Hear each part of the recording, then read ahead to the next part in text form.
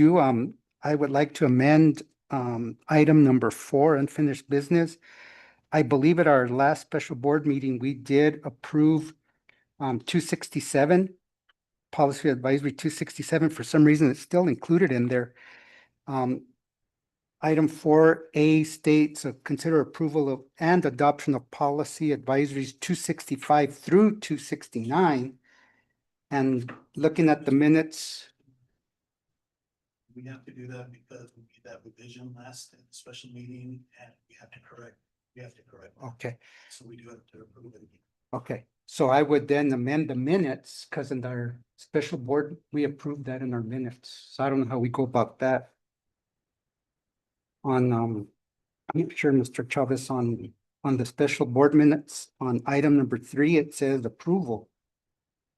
And so I'm not sure we're gonna have to, I don't think we're approving those oh yeah, we are gonna approve those today, so we have to amend those, right? Well, we can approve them, but we need to go back and because remember we had an issue with the agenda. Okay, so, And so we went ahead and moved forward, but I did find out afterwards that we need to go back and correct. okay, So that's why we have to put it. okay, So maybe, I don't know about the minutes, maybe we can check with our legal counsel. About what we do in that type of situation regarding the minutes from the special meeting. okay. We could just Maybe. table that, the special, okay, that'll work. All right, so which one did you want? Which one do you need to table then? Well, I guess we can approve the agenda, but for item 1B, we would have to table the special board minutes meeting, right? The minutes for there, just table that. Once we get good. Yeah, okay. Okay, so approval of agenda. So moved? I'll take a vote. All in favor, say aye. Aye. Aye. All opposed, nay. All ayes get it, so it's approved. So with B, approval of the minutes, regular school board meeting and special meeting. So we need to table the special board meeting minutes or Correct, yes. not the regular one. So can we go ahead and approve the regular minutes and then table the, okay. Can I get Make a motion to approve the regular board meeting minutes. Seconded. seconded by Marcus. And it's going to take a vote. All in favor? Aye. Aye. All opposed? No opposed. So the regular board meeting minutes for 7/19/25 are approved. And can we get a motion to table the special board? Make a motion to table the special board meeting on 7/23/25. Seconded. Okay, we got one to table it and seconded. All approved? Aye. Aye. Aye. All opposed? No opposed. So we're gonna table that one.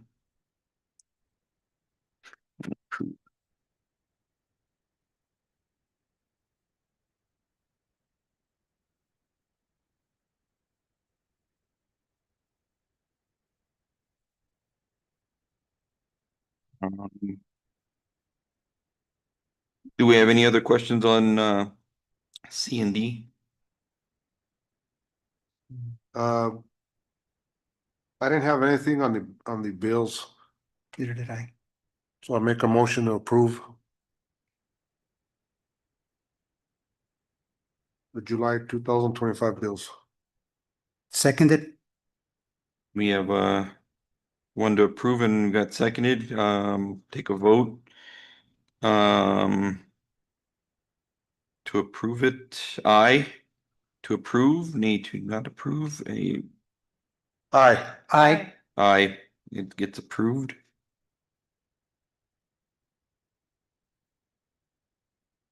Any questions on the budget adjustments? No, sir. No questions. You don't. Mr. Legarreta, you want me to read those up? Yes, please. Approval, item D, approval of budget adjustments, request transfers, cash requests. Maintenance bars, 27149, 31100, 31703. Transfer bar 27149. We have an increase bar of 27107. Decrease bars of 21100, 25111. For fiscal year 24 to fiscal year 29. CLSD, CFDA.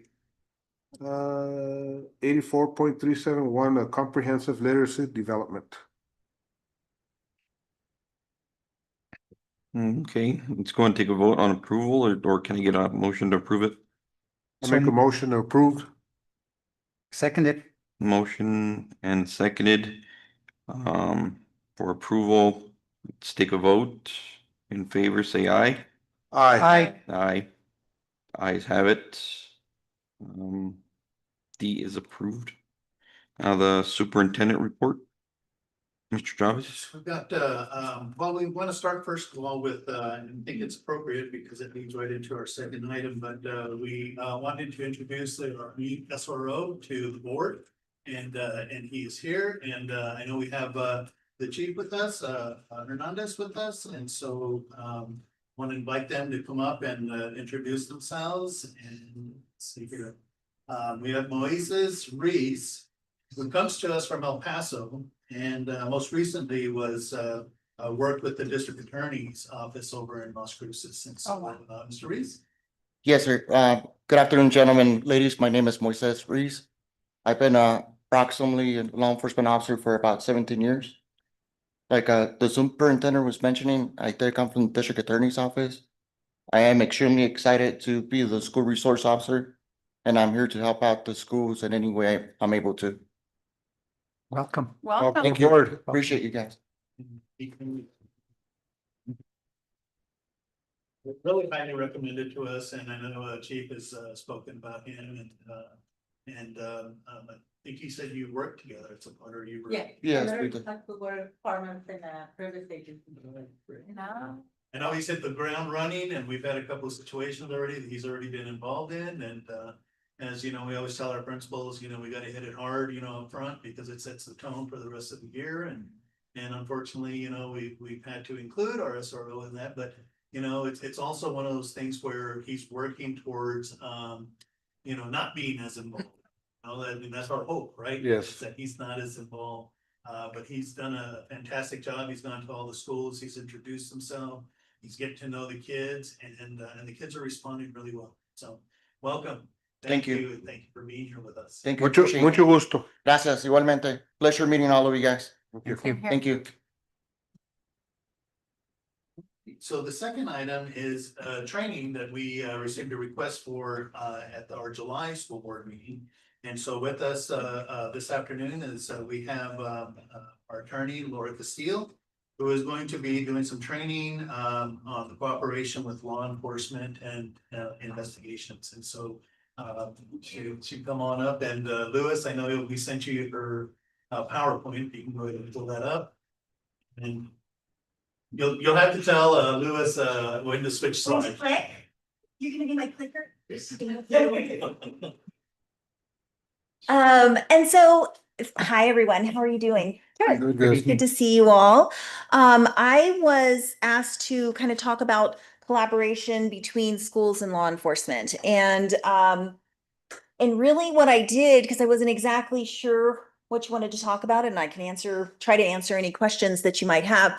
I went through your policy manual, and it's probably helpful for your administrators too, to just kind of see what your policies say.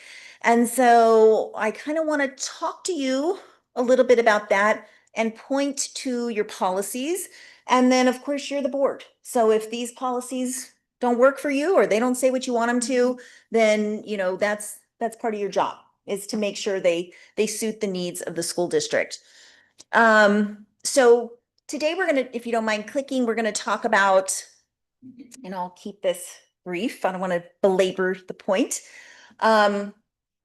Just some common issues that arise between schools and law enforcement. And I mean, there is some tension there, right? I mean, the school administrators, the school is their jurisdiction and they do have an affirmative job, an affirmative priority to keep kids safe and to follow FERPA and other laws that protect kids' educational records and protect kids in schools. Obviously, we want to have cooperative relationship with law enforcement as well. So we're going to just talk about that. I want to go through your policies, and I think your policies kind of tell you how the law says, because your policies flow from the law, the expectation is for how your site level administrators are going to really be working with law enforcement. There's very specific language in the policies that says may or will or shall, right? And if it's a may, that's optional. If it's a will, that's not optional. Or if it's a shall, that's not optional. So there are times when it is our obligation at the site levels to contact law enforcement. Other times it is optional. And again, if the board, looks at these and says, that's not how we think things should be going, well, that's certainly within your prerogative to make those changes. And then just some best practices. This is not a presentation, and we can go to the next slide, but this is not a presentation really to discuss SROs in particular. SROs have their own set of rules and required trainings that are annual, and depending on whether they serve as also law enforcement, and how that looks, there are specific regulations around that. So this is not really designed to address SROs in particular. I do think having SROs on campus, that brings with it another set of just like necessary sorts of, understanding, training, discussions, clear boundaries about roles, because SROs are not there to do discipline, right? Those are the obligation of your school administrators. But that brings up some of the issues that we commonly see between really our local law enforcement and school administrators. What's disciplinary? What's criminal? I see some school districts that every single thing that happens, they call the police. And there's, I think, problems with that, right? And I think there's different pedagogy around, that. And if it's not required by your policy and it's sort of discretionary at the site levels, it's really up to the principals to make some of those judgment calls. But there is as you see on the slide, there's a serious concern about school to prison pipeline. And when we have students being cited in the schools for what is oftentimes common disruptive school behavior, fighting, right? Or sometimes drinking, or even lower level types of things like having marijuana. We may or may not want to be citing students for that. Calling law enforcement, having them criminally cited, because then we are putting them into a system of juvenile justice that may or may not impact the rest of their life, depending on the kind of family support they have. I think too, a common problem are these communication gaps. Sometimes we just don't have clear communication between our site level administrators and our local law enforcement. And we do want to find ways to make sure that we are actually collaborating and having a really positive, relationship with local law enforcement. We need them. The schools need them. We need to have a collaborative relationship. But I think that comes with clear roles and training and understanding about where their roles are and where their roles are not. Yes, sir. I have a question. So have you worked with, you keep mentioning administrators and principals. Have you worked with them to go over this, or is this the first time you're? I've not trained any of Okay. your administrators. No, Okay. no. But I mean, obviously that's something we could do. Okay. And I was also a high school administrator. So I spent a lot of time with law enforcement. At West Mesa High School. We had an APD substation in West Mesa High School. We had APS police as well as our own SRO force. The school was like kind of on lockdown, frankly. And so I learned a lot from being in that environment. What I think is important for your site level administrators to know is really, what does the policy say? What are they required to do? So on the next slide, also I think that we have some concerns, and I see this a lot with the conflicting roles of school resource officers. They do have to have training. They are not there to do discipline. They cannot search students without specific supervision of administrators. Otherwise, we kick into needing to read Miranda rights. We're looking at Fourth Amendment search and seizure, and we're violating students' constitutional rights. So we do need to be careful how we're utilizing our SROs. Their role is to provide safety and security of the school. And we always hope that our SROs are building relationships with students so that if things are happening, students are going to report those things to them. And so we're going to be able to intervene before something bad happens. But we also want to make sure that our students' rights are protected. And that's, really important, that student rights are not violated in this process. And then I think, depending on sort of the perspective of the board, people have different ideas about how you achieve safe schools. Some people think you achieve safe schools through more security, more guns, more, bulletproof glass. Some people think you achieve school security, by more conversations, more reporting. Maybe it's all of those things, right? But there are differing perspectives on how you go about achieving safe schools, essentially. So in terms of your policies on the next slide, if you look through your policies, and I think, a lot of times when we're seeing law enforcement called out to campuses, it's related to drug and alcohol violations, right? Students have drugs and alcohol on them. If you notice, your policy specifically says law enforcement may be notified. They're not required to be notified, even for drugs. So it really is discretionary with your site level administrators. And I don't know what the student handbook says because I haven't looked at that.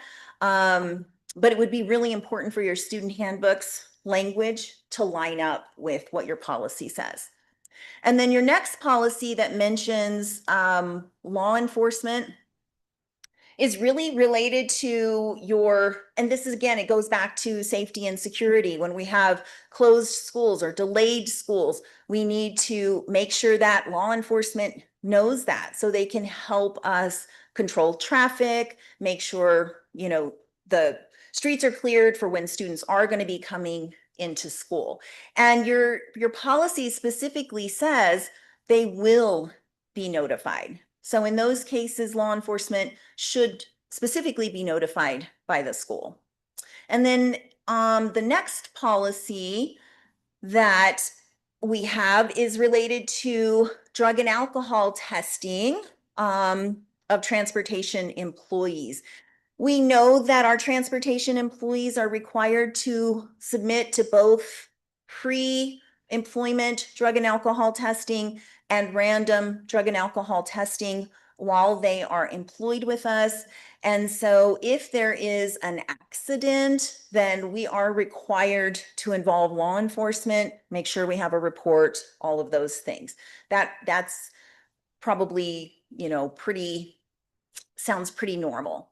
And then the next policy that you have that talks about specifically about law enforcement is really related to staff misconduct and investigating and reporting alleged ethical misconduct of school personnel. Okay, so this is different than if we need to report conduct maybe that students have told us happened at home or something that their parents did to them. This is if our school personnel, some employee of the district is involved in this. And your policy specifically says that we need to make those reports available to law enforcement if they are requested. So let's say we make a report and we are required to make reports to the PED if there's ethical misconduct of employees. We're now obligated under HB 128 to report to future employers if we have employees who have been investigated, even if there's not a finding related to sexual misconduct. And if those matters are being investigated criminally, then we would also need to, upon request, make those reports available to law enforcement. Okay. Which is different because those are employees. So there's a different level of protection rather than if it's student matters. Right. And then the next policy is still related to staff conduct or staff misconduct. Any allegations of sexual assault or sexual abuse involving any school district personnel also needs to be reported to law enforcement.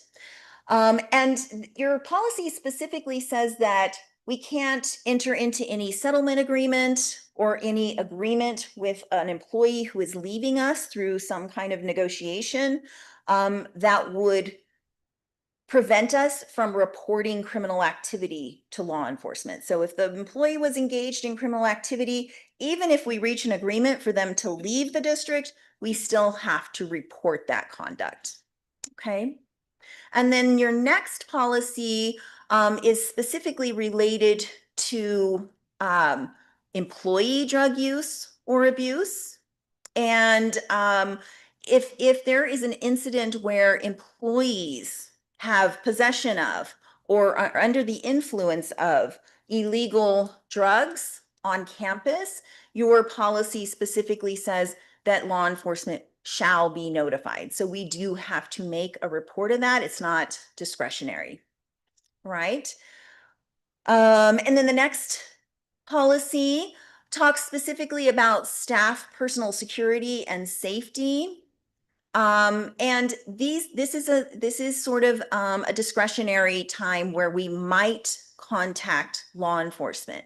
And I think it's important to look at this in your policy because sometimes law enforcement will say, you must report to us, or you didn't report to us and you have to, right? Your policy is what guides your school administrators as to when they have to or when they have, discretion. Okay.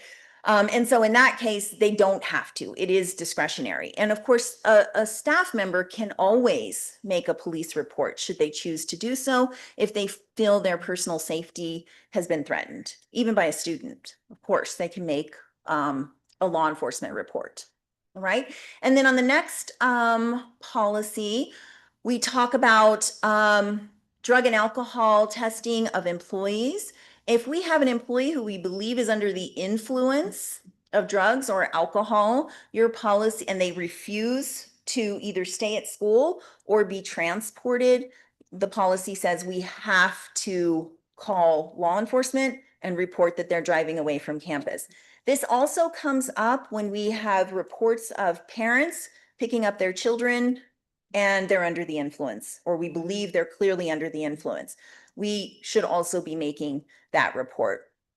And I know sometimes people are nervous to make that report. They're like, I'm not sure if they were, but they were acting really weird. I would always just say, call, report it, do what you have to do, because primarily for school employees, your job is to report. Their job is to make the report, and then it's law enforcement's job to investigate, follow up, do whatever they need to do. Okay.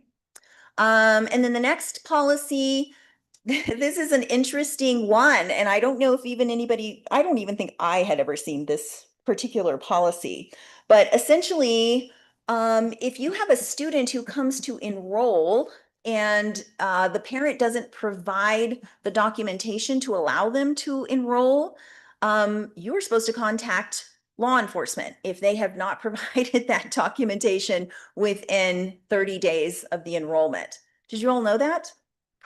I didn't know that.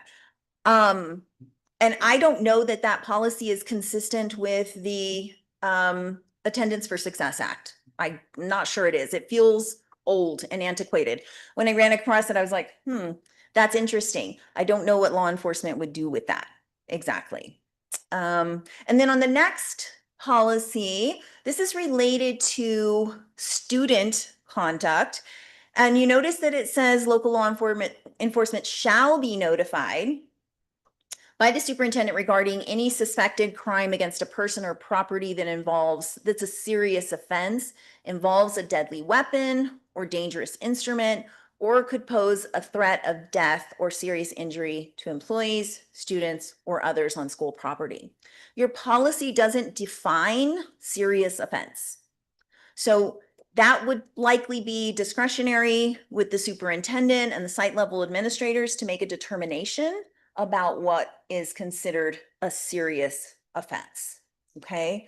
But obviously, if it involves a weapon, bless you, or involves a serious safety risk to students, your policy says we are supposed to call law enforcement and make that report.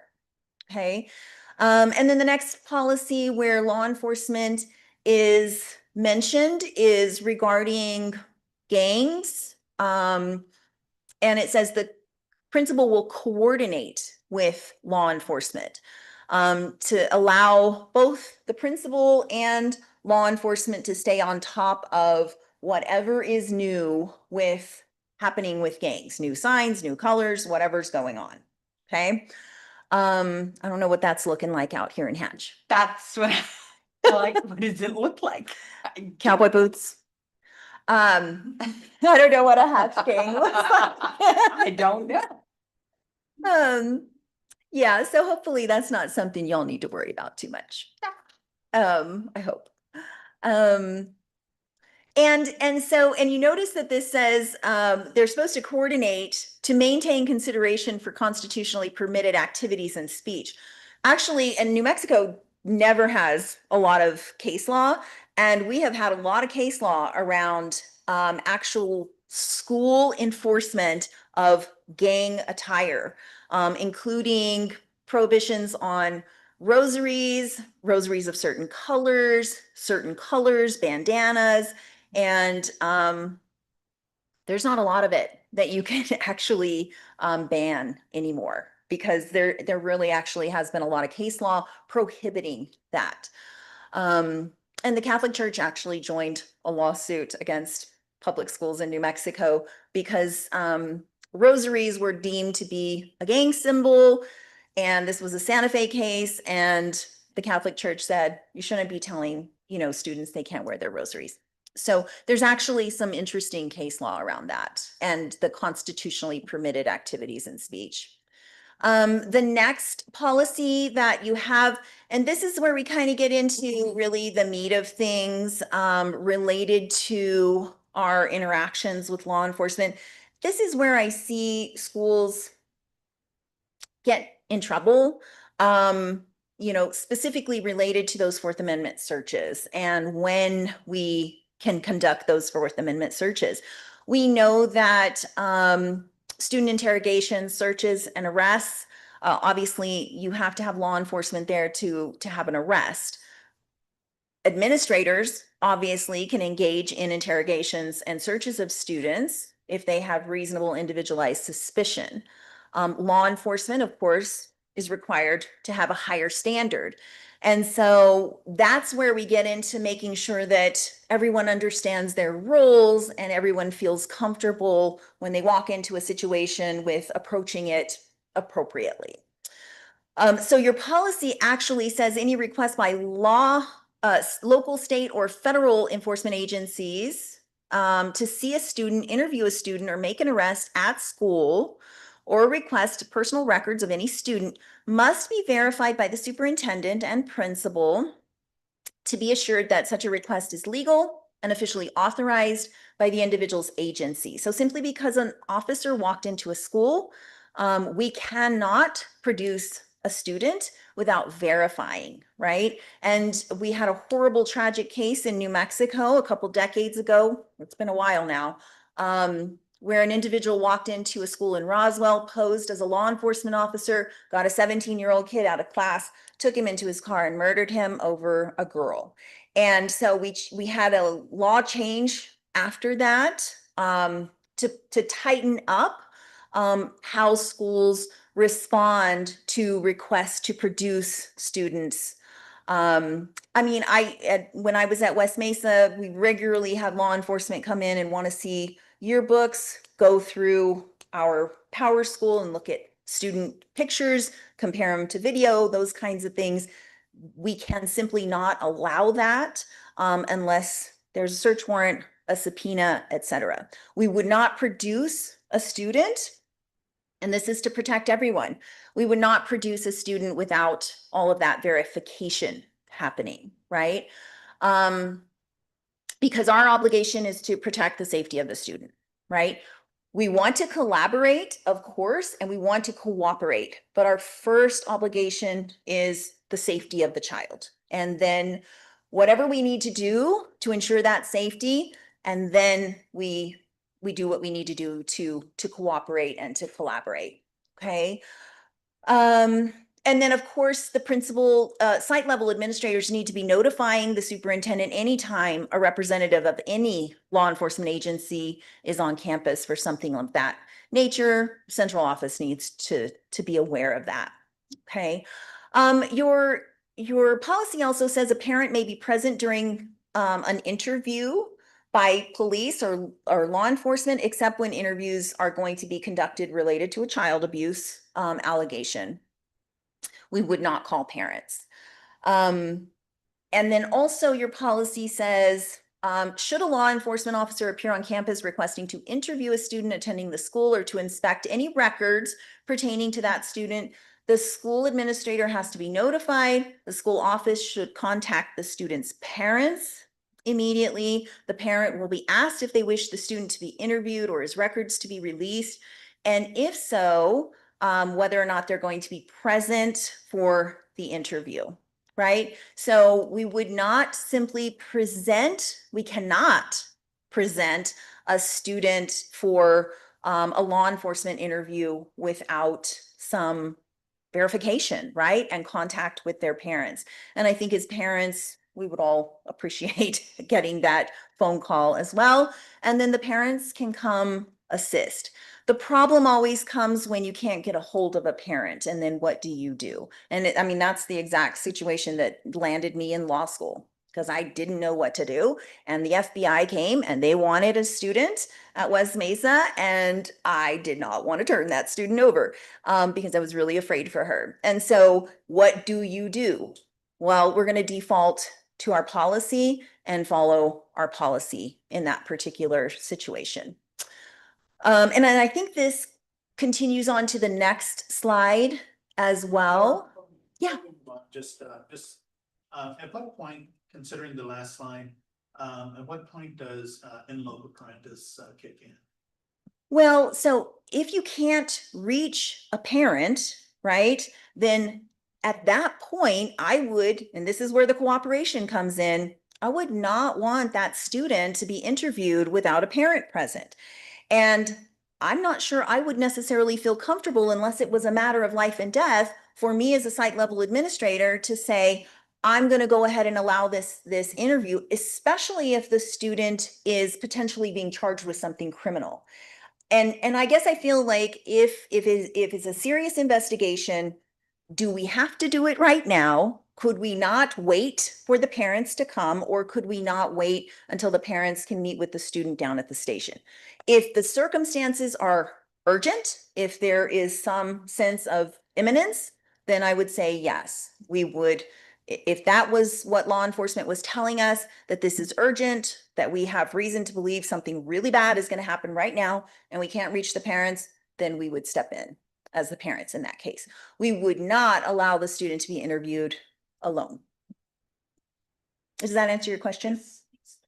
What do we do if we have parents that refuse to participate? And Any then, investigation, could there be charges brought up against the parents, or how does that work? no, not necessarily. I mean, well, I guess it depends on how they refuse. Some people get wild and out there. But if they're just saying, no, you can't interview my child, law enforcement could definitely, if they had an arrest warrant, they could just arrest the student, take them down to the station, and then the parent would have to show up, right? If generally speaking, if law enforcement is coming to the school to conduct the interview, they're trying to handle it in a more informal way at that point. They don't have to. And so if the parent is refusing to cooperate, then law enforcement certainly has the ability to arrest the student potentially. I mean, we're talking about if a student is the subject of a criminal investigation, a target. If they're just a witness or something, I think we would work through that situation. And again, we want to cooperate, but it's sort of, this is where that tension exists with schools, because school needs to be a safe place for kids. And, it's sometimes convenient for law enforcement to find kids at school because that's where they are, right? And it's easy to find them there. But that sometimes that's where the tension is created, because it kind of runs afoul of what we're trying to do at school, which is create a safe space where students can learn, and then all that other stuff maybe happens outside of that. Doesn't always work out like that. Okay, and then that policy continues with, it does say that the personnel, so if they're going to arrest a student, there is a specific form they're supposed to fill out. Obviously, we need them to provide documentation that they have the authority to arrest that student, and then we're supposed to cooperate with that. I have seen students arrested out of classrooms. I do not think that is good policy. Let's not do that. We can work around that. So, the more cooperation we can have with law enforcement for the best interest of the student, the better, right? That's what we want. We want to both cooperate, but also protect our kids. When law enforcement enters a campus and they're indicating, your policy says an intent to take a student into custody or arrest the student, right? We go back to that form that's in your policy, and I don't know how many people have seen that form, but it'd probably be a good thing for folks to know about, because you are supposed to have them fill out that form. And again, this goes back to that horrible case that happened in Roswell. A lot of protections got put into place after that incident occurred. And then there's specifically some language in your policy related to cooperation with INS, and what your site level administrators are supposed to do should INS come onto campus or attempt to board a bus. Okay. And then the next policy, and I think we're coming a little bit to the end. When, in terms of notification of law enforcement, a local school board policy, unless school board policy provides otherwise, an administrative authority, so your school level principals have the discretion to notify, you can notify law enforcement, you can notify local children's court when a student has illegal contraband. So we're talking about, generally talking about marijuana, could be alcohol, or they've committed some other low-level crime. Remember, not a serious offense, or a weapons crime. That's a shall. This is a may. And really, I think it's very dependent on the circumstances as to whether or not, and I don't know, Mike, do you have any specific protocol for, or is it just kind of the discretion of the site level administrators? Yeah. And I think that makes sense, because your principals need that level of discretion to work with students and families when stuff happens. Again, it goes back to kind of, I think, sort of a philosophy of what school's all about. And I think part of school is for kids to learn how to do things right, how to do better, right? And if they get the harshest punishment, every single time they do something bad, it's not really a learning environment. And obviously some things are just really bad and they have to be punished like that. But there are kids, they're going to come back to us, right? And so what do we need to do to make sure that a lesson is learned, but it's not a lesson they have to learn forever, right?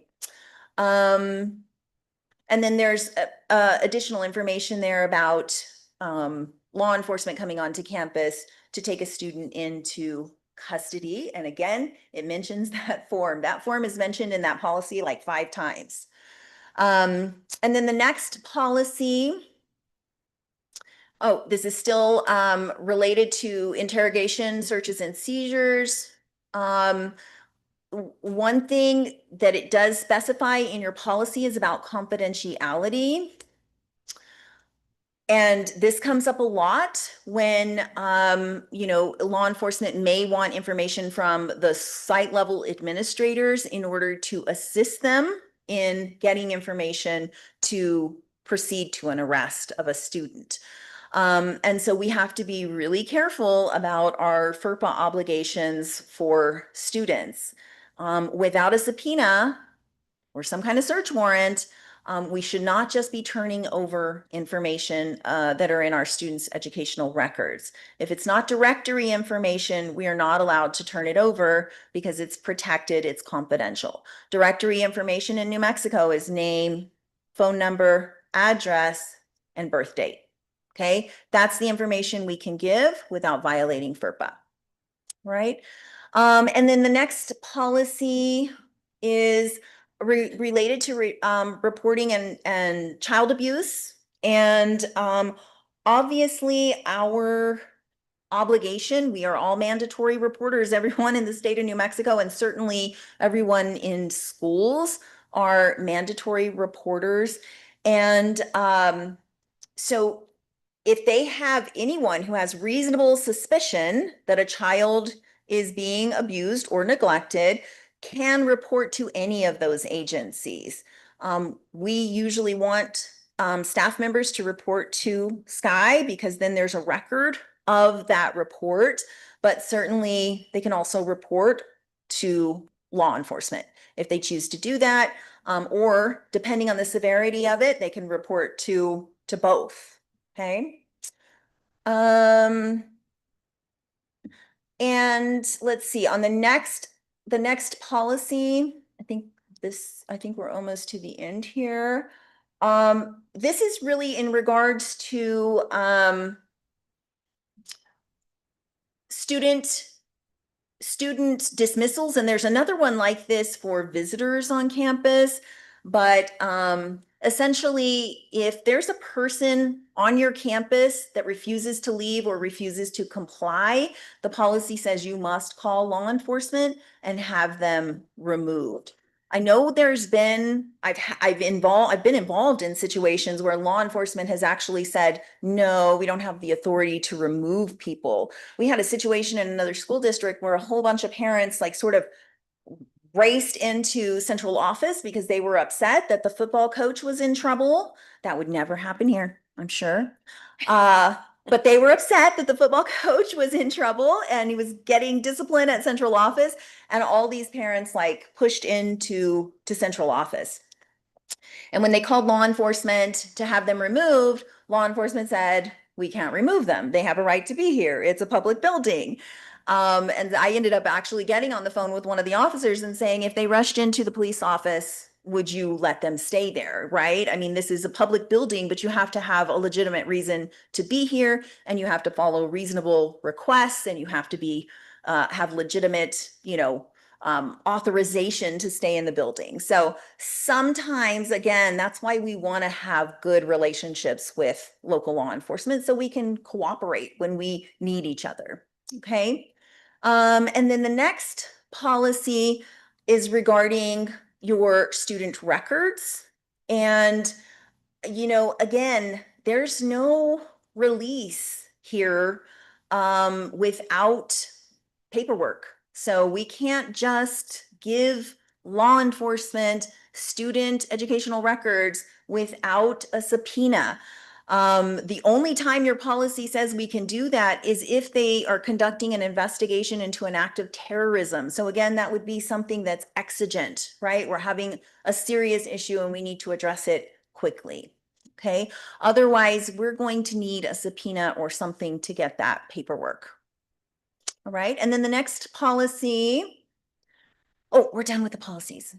So just in terms of best practice, and I think I've been saying this all along, is really to foster those positive relationships. And I've seen school districts do all sorts of things, you know, do coffee with the cops and the kids can come see them. And, you can find ways to sort of engage with local law enforcement that's positive. Because it's also good for our students to see law enforcement when they're not there to arrest a friend or, because something really bad has happened at the school. Make sure that, of course, administrators have training on how they should be interacting with law enforcement and then developing those clear communication protocols. And you probably have a lot of that in your safety plan too, in terms of communication protocols when there's an emergency situation. And then on the next slide, also, and I said this at the beginning, but really thinking about procedural justice and making sure that we are protecting the civil rights of our students while at the same time collaborating with law enforcement. I don't think those two things are mutually exclusive. We can do both. We can protect students' civil rights and still cooperate with law enforcement.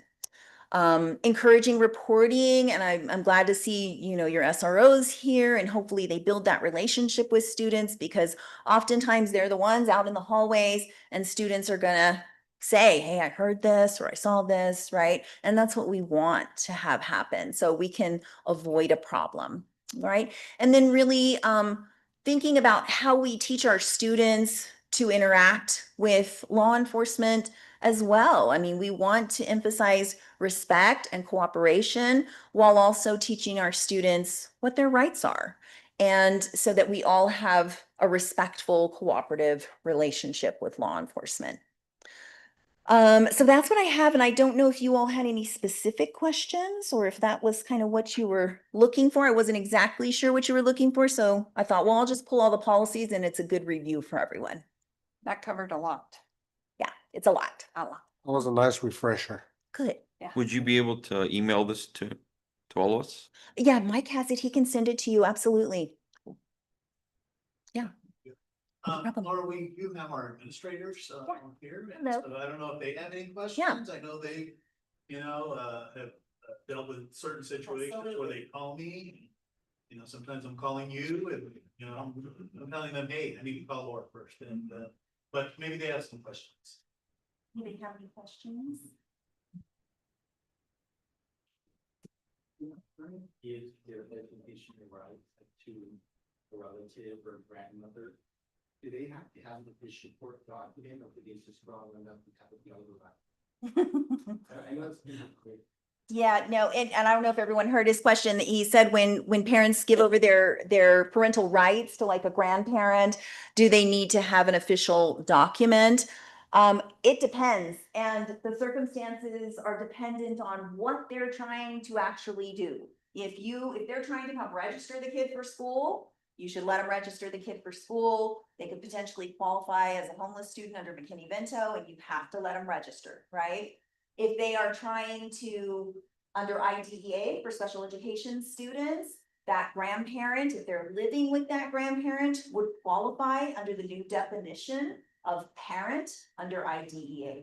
If they're trying to make educational decisions for that child, though, you may have a paperwork issue, right? And that's where I would say you need to be really careful. I would ask that the grandparent go get a kinship guardianship done. It's an easy form. They don't have to, go to court forever. They can just file it and it can be official. And that's what we would prefer to have. A lot of times grandparents come in with like a handwritten POA. Those are hard to work with sometimes. What we don't want to do is tell grandparents, go away, we can't help you with this child, because obviously we want the child to be in school. But then we also have to make sure that they actually have permission to enroll that child in school. And I've seen situations where the grandparents didn't have permission, like there was some issue of custody. And so I would err on the side of, let's get them into school, and then you can fact check everything else after that. Well, this might sound like a dumb question. No. As a parent or as a teacher, what if we see an administrator illegally searching kids' backpacks? What is the process we as a parent or as a teacher should do? Because then as a teacher, isn't that, shouldn't I report that because that's an illegal search of a child's backpack, right? Or like multiple, like let's say it's maybe the whole school, I don't know, maybe it's 15 kids. What is the process? No, we're not searching 15 kids. Well, I'm saying, you know, I'm just saying, if it happens. Well, and I mean, you're saying illegal, and so we would need to know more about the facts around that search. So administrators have a lower level of, they just have to have reasonable individualized suspicion in order to search a student's backpack. So if you search a kid's backpack, it's okay if it's like 1 or 2, but it's never good policy to research the whole school. or It's actually 20 kids. against the law, so, and that does happen, sadly, and it shouldn't be happening. But remember what the standard for administrators is reasonable individualized suspicion. I can't say, oh, y'all look suspicious individually, so open up the backpacks, right? That's not individualized, okay? And that's where we get ourselves into trouble. I've seen it happen where, you know, oh, we're in the cafeteria and some kid said, I brought $200 to pay my soccer coach and now it's gone.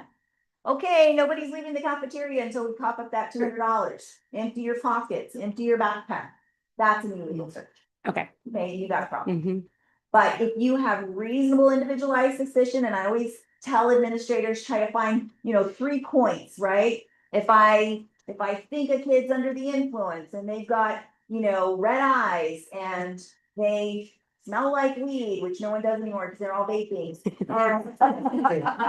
They, you know, and they came in tardy in the morning, right? Right. Well, maybe those are my 3 points and I have reasonable individualized suspicion to search them. So as a teacher, would I be held liable for not reporting that? Or, Not reporting the search. yes, You need to report if you see something. Now, Okay. you should not be searching kids ever, only administrators. Correct. Teachers should not be doing that. Mhm. If you are concerned and you cannot report to your site level administrator, well, then I would go talk to you. So it's only administrators that can search. That's right, Okay. yes. SROs can search under the direction and supervision of an administrator, but only administrators can search students. Otherwise, it is a prohibited Fourth Amendment search. Okay? Because administrators have that lower level, right?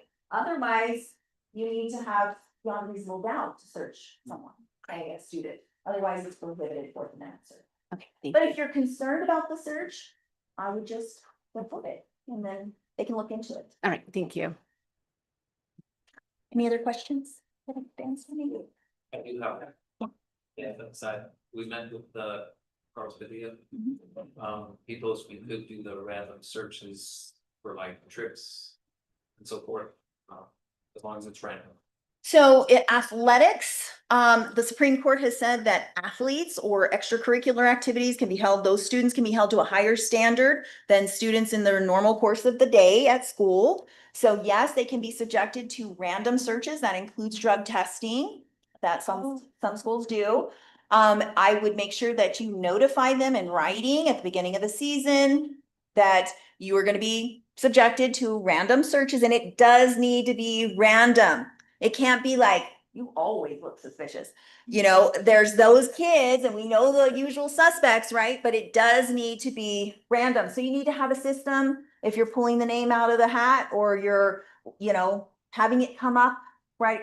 However you're going to do it so that it is actually a random search. But yes, you can for athletics or for extracurriculars.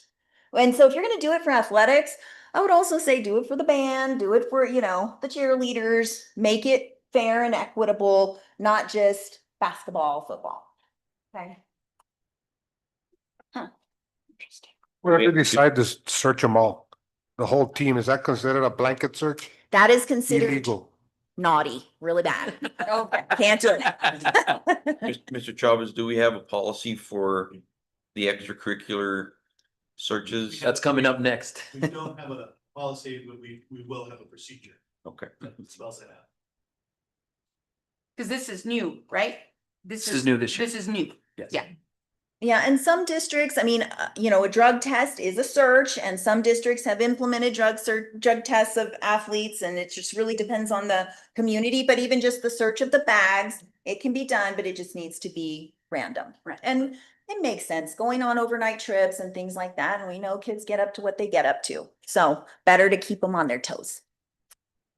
Any other questions? All right, well, thank you so much. I hope I answered your Thank you. questions. Appreciate you inviting me. Thank you.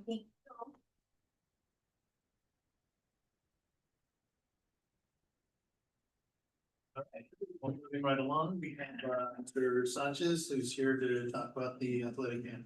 Hmm.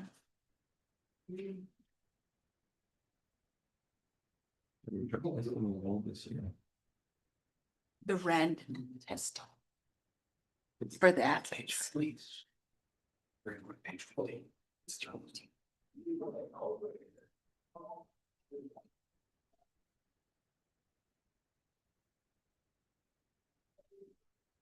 So we did want to report, well, first of all, members of the board, Mr. Chavez, thank you guys for letting me be here. There were a lot of little changes, a lot of them were grammatical, but the one we wanted to make sure you guys knew about was actually gonna be on page 15.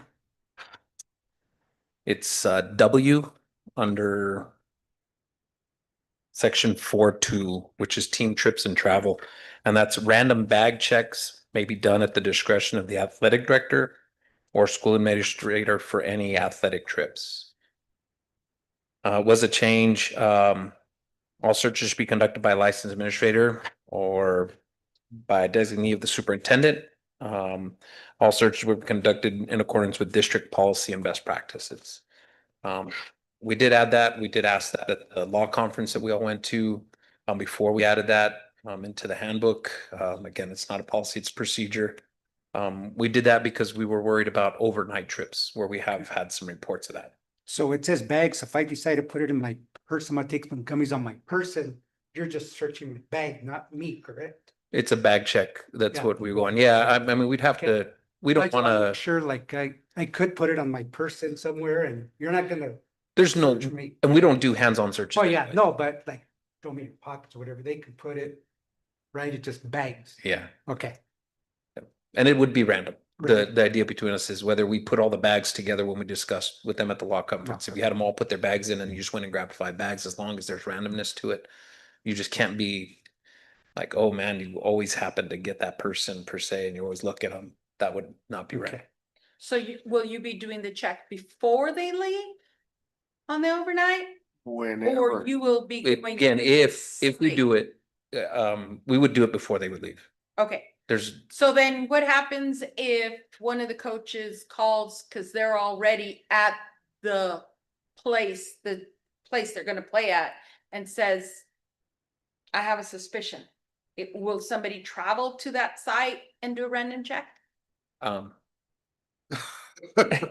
don't know how to answer that one But because no, so I'm just throwing it out there. no, so what would happen is if we did get a call and we had a reason to go out there, we would, Okay, and we have.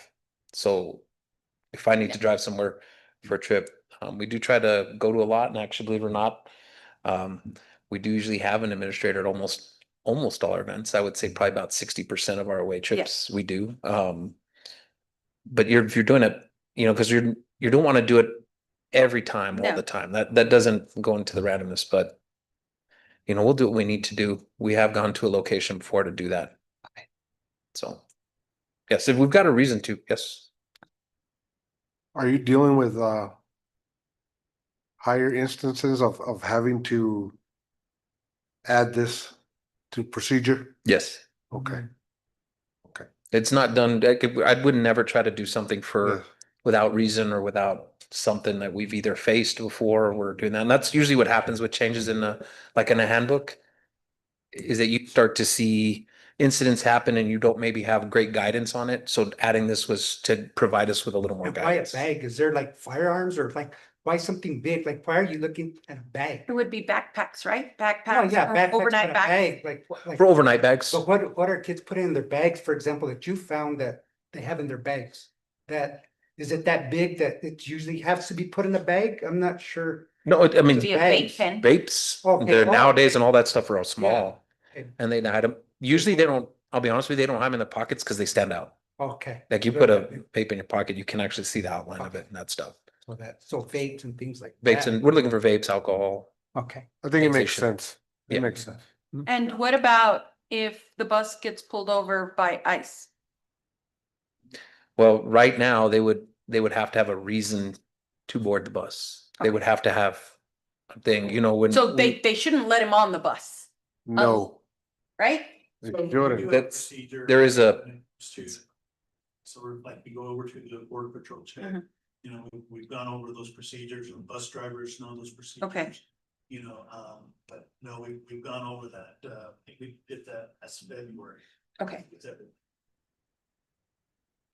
And then the other changes on there are just some clarification statements on there for roles of students. The other one is, I think, clarifying traveling with the team, meaning you have to be unless they get permission prior to the travel. It's just cleaning up some little things that most of the changes are almost exactly what we presented last year.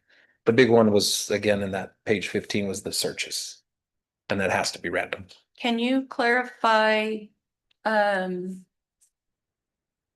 And we did present, just, hold on, I'm sorry, go ahead. before you go. We did present that to the parents at the parent meeting on Correct. Monday night. We did have our athletic parent meeting. We went over that specific rule, that it would be random checks for overnight trip.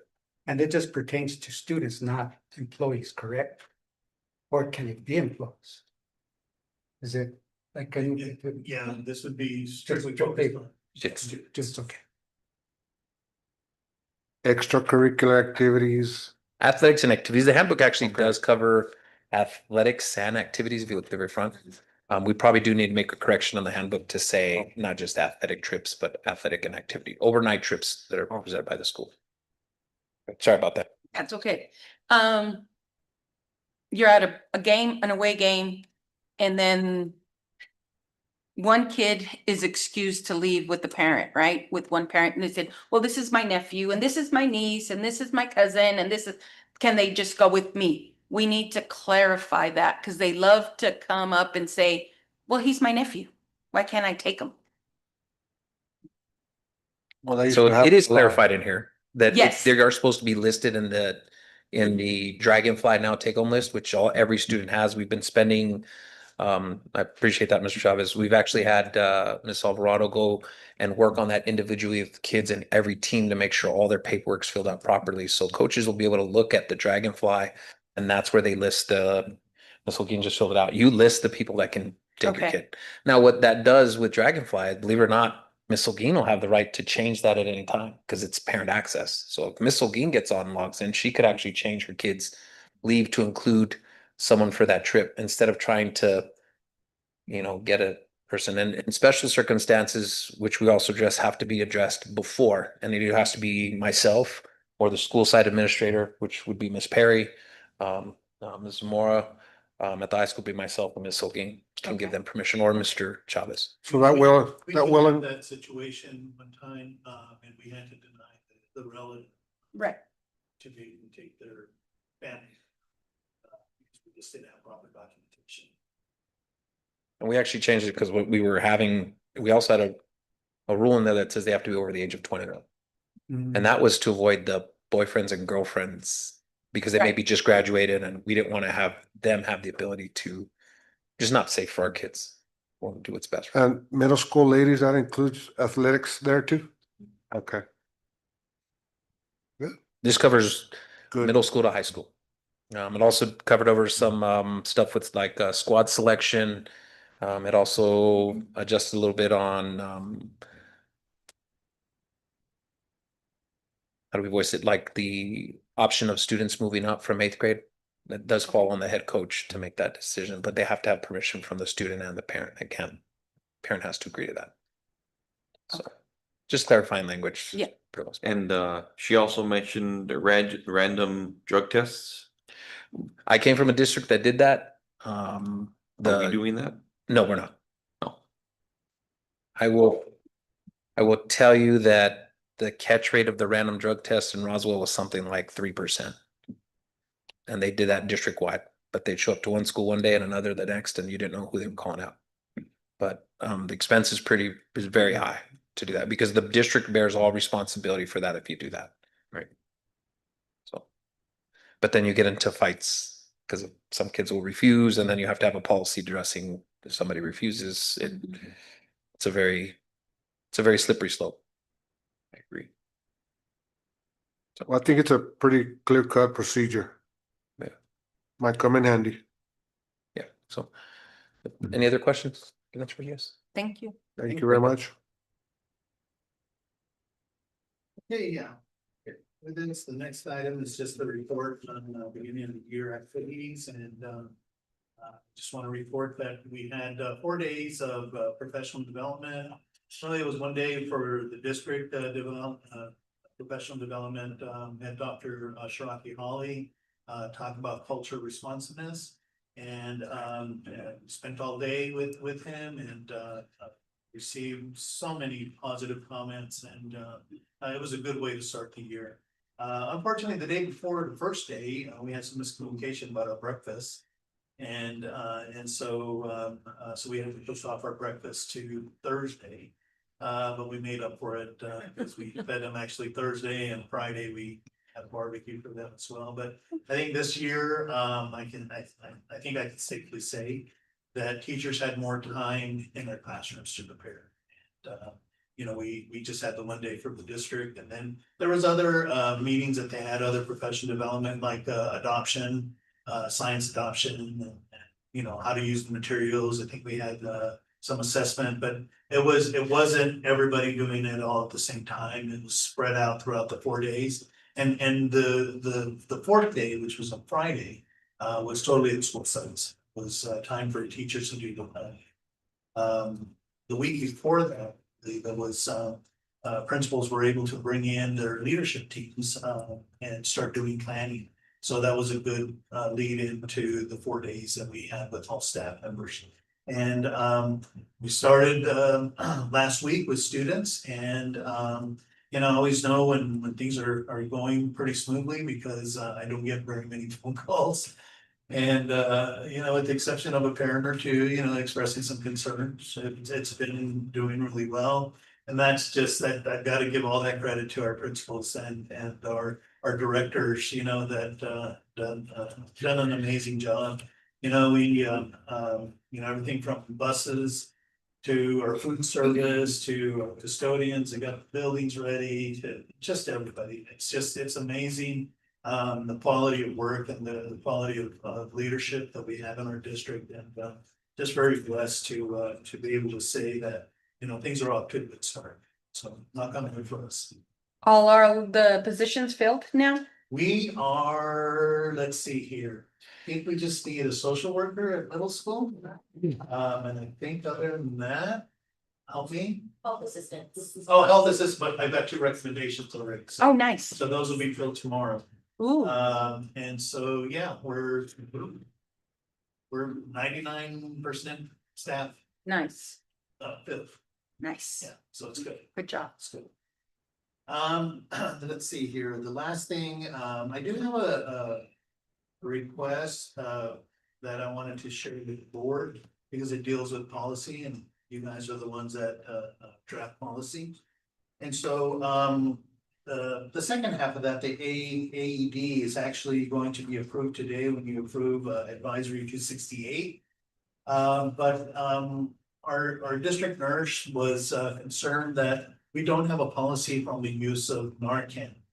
And so he wanted to just bring that to your attention and see if we wanted to move in that direction or not. I did visit with Laura a little bit about that, and she said some districts have that, some districts don't, but it's important to make sure that we do have training and we do have people that have been trained on the use of Narcan. Narcan is just one of those, it comes in real handy if you ever suspect that somebody is overdosing or something like that. Hopefully we'll never have to deal with that. But it doesn't hurt if it's not, because it only works for opiates. And so, but it doesn't hurt if it's something else. So, anyways, I just wanted to share that with you to see if you would, like me to proceed or just want to get back to me. Does our SRO have that? I don't know if he has, do you know Brandy or Fernie, or SRO has Narcan? We have it all over the school. I know we have them all over the schools. The nurse has them, they're everywhere in case. Yeah. And they don't hurt if it. Right, right. So then we just need policy for that? They're in the school bus too, and every Suburban and every car that a kid is in, there's Narcan's in there. Yeah, Narcan will, you could administrate Yeah. 5 or 6 Narcans, it's not gonna hurt somebody. So what is he wanting, is the policy or training? Right, for all the staff about Narcan? We did have training Yeah. and yes, just like a policy that says you Yeah. how to administer that sort of thing. I don't know, one of the questions that I always have is that a policy or is that a procedure? You know, is that something? That's goes a in question for handbook? Laura. Is it- Well, and and Right. like you said, Yeah. there's some districts that do have policy, specific policy on that. There's others that just included in, you know, as Mhm. part of a procedure or something. Right. Yeah, if it's administered, it has to be part of a procedure, so. Right. Well, it's already in the schools, correct? It's It's already just there. put it in there Um, saying that they yes, will sir. be, Carla, you know, Remain she in was still school, with us. That was one of the things she wanted to get done before she retired. yes.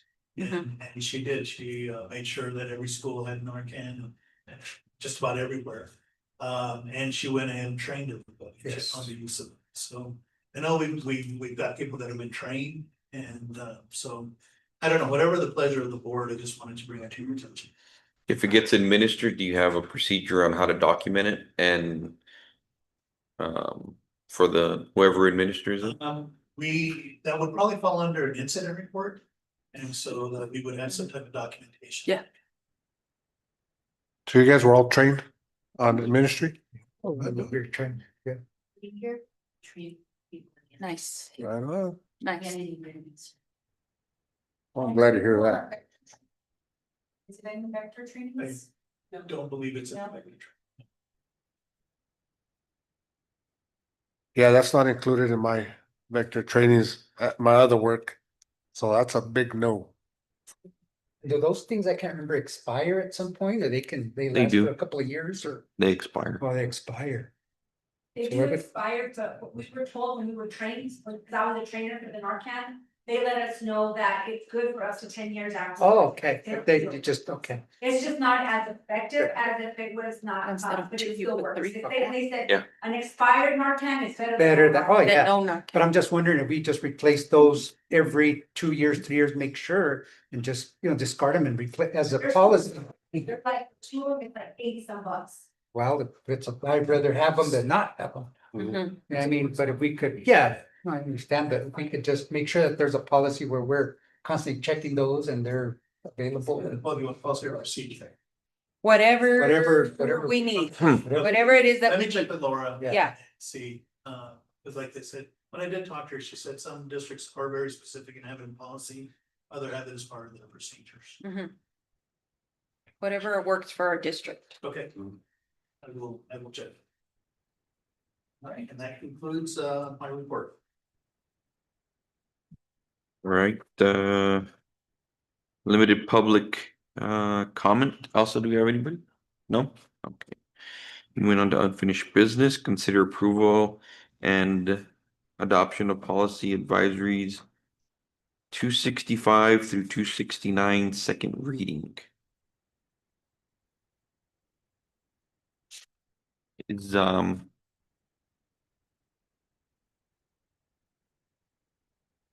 I would like to make a motion to adopt policy advisories 265 through 269 with alternative 2 for 267.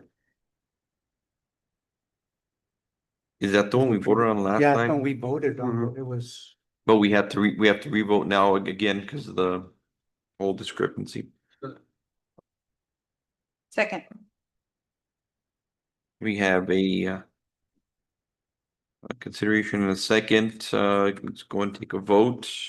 All approve, say aye. Aye. Aye. All opposed, nobody. Okay, so it's the which one was it? The second reading, right? The Yes, it was all the advisories and alternative two, I believe, for Alternative 267. two. Yes, 267. For the second readings of all those.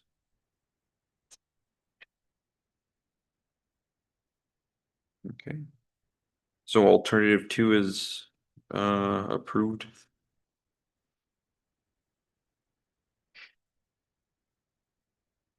Moving on to new business, consider approval of the 2025 or 2025-26 contract for grads. Instructional component between NM Grads System and Hatch Schools. This is part of our grads programs, the funding that we get from grads, and if it's a little confusing that you see Sapporo Consolidated Schools, because Sapporo is the fiscal agent for this grant. And but this does provide $18,000 to the district for our grads. Yay. My recommendations for approval. So move, I mean, yeah. so move. Second. Like that. So moved and seconded. Before that, did anybody have any questions on it or Nope. no? Okay, so we have so moved and seconded. We'll go and take a roll call. Or just a vote. All in favor, aye? Aye. Okay, that's approved. And then B, consider approval of 2025-26 contract for children development component between New Mexico Grad System and Hatch Schools.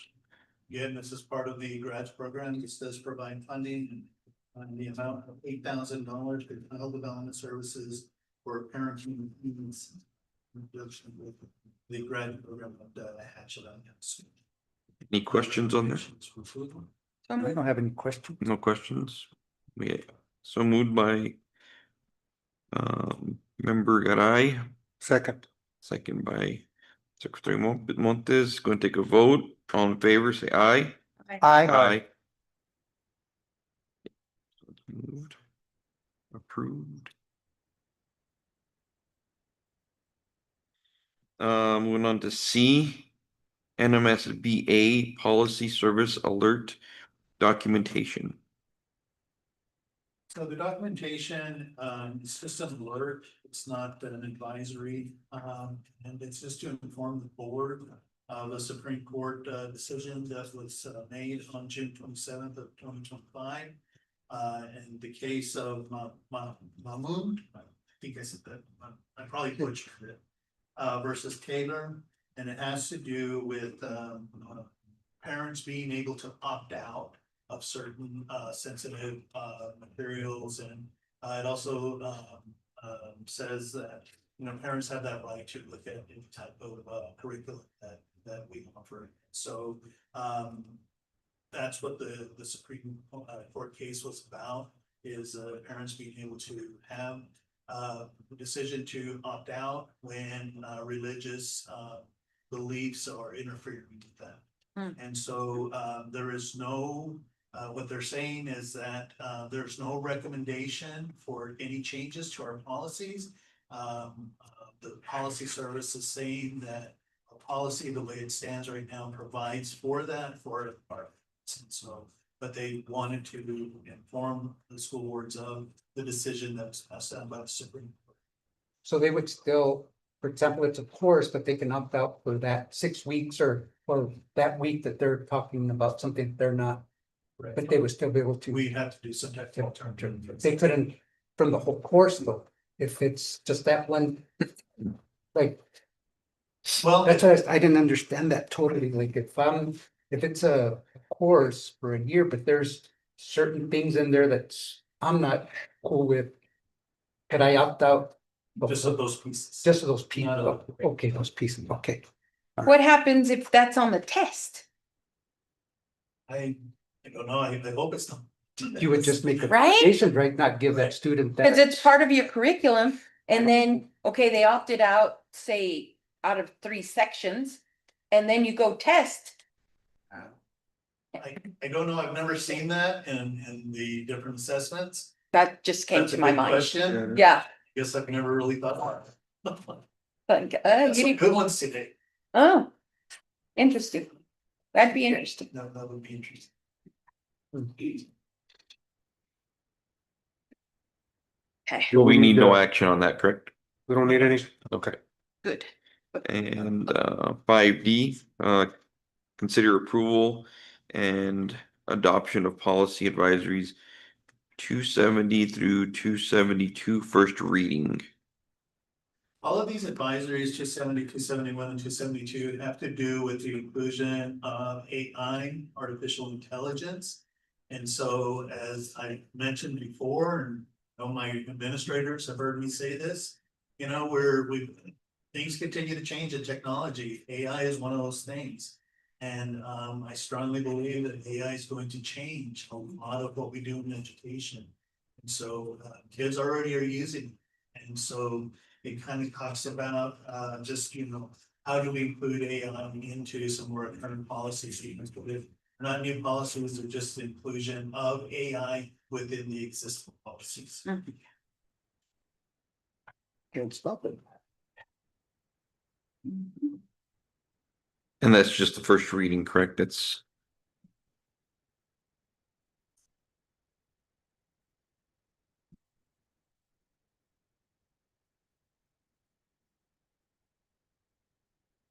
so as far as the first reading, we have to wait till a second. Mhm. Okay. And no questions on that from anybody, no? Okay, moving on to 6 items for future meetings. the Narcan policy, Mike. What if I want? Or procedure. Yeah. Well, if we can, we Yeah. could do a short policy Like, and then just focus on the procedure. We're needing to do a work session or a special meeting. We do that now? Special for what? For the this is what President Gonzalez sent me. It's for a special work session for the Superintendent Search Service Group will present to the board with possible actions after the presentation. And he was requesting if we could do it on either the 20th or 27th of this month. Be here on the 27th. Be here on the. Of this month? What is it for again? It is for that group that we agreed on that we were gonna get to for the superintendent search. They're gonna do the presentation. Oh, I think it was gonna be That would be next week or 2 weeks from now. yeah, Richard and Ray were gonna meet with them. I haven't been notified or anything. I can on the 27th. I'm gonna be gone. 27th to be gone, so let's shoot for the 20th. If we could do it at 5, Yeah, if that's possible. that would work. I The don't get out of 20th would work practice. for me. I The don't get out of practice till 5:30. till 5:30. We could do it 5:45. Is that enough time? Yeah. But why at 5? Is there a reason why at 5 is? I don't know, he just Oh. that's just what Yeah, Oh, I don't get out of practice till 5:30, so. 5:45. 5:45? Also, can we do that? A Special work board session meeting. on the 20th at 5:45, please. question is, you know, is there appeal? Oh, So, but I'm understanding that it's just a presentation. yeah. I like believe a so. Consultation or They're something. asking does he for- charge? They're asking for action afterwards. So if they approve to move forward, then yes, we will need to draw up a appeal. It's more than 20 results. It just says possible action. This is just information that was given to me. But are they coming, so we're not having to pay them when they come next week then, correct? They're just doing it? No, as a the presentation? information that I got, no. Oh, I'm pretty sure there'll be more clarification once I speak with Ray, but that's the information that was given to me for the work session. I'm thinking the presentation will be done, cause, you know, we have our finance person over here who's gonna have a heart attack if we don't get a PO in place. But I'm thinking that it'll be a presentation on the services, what that looks like, the process. And then it'll allow you guys to take action to approve moving forward or not. To move forward, And probably. then from there, then I think some type of MOU or some type of agreement will be drawn up after that, which at that time then would call for a PO before we move forward. Right. Yeah, I don't believe there's gonna be any action as far as like, okay, we're taking it, whatever, we're just. Okay. Anything else? No. Our next regular school board meeting will be Wednesday, September 10th, 2025 at 6 p.m. right here. Other than that special board meeting on the 20th. The next item is gonna be adjournment. So moved. Second. So seconded, all in favor? Aye. Aye.